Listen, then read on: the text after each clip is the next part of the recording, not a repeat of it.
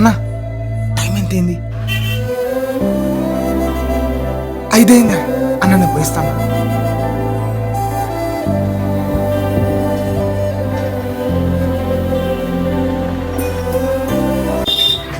ఏంటి భయ్యా ఇంకా చేస్తున్నావా? చెప్పా కదా బ్రో లేట్ అవుతుందని. అందుకే ఒక రోజంతా పెట్టిపోయినాగా. బ్రో ముందే చెప్పా పనులు ఎక్కున్నాయని.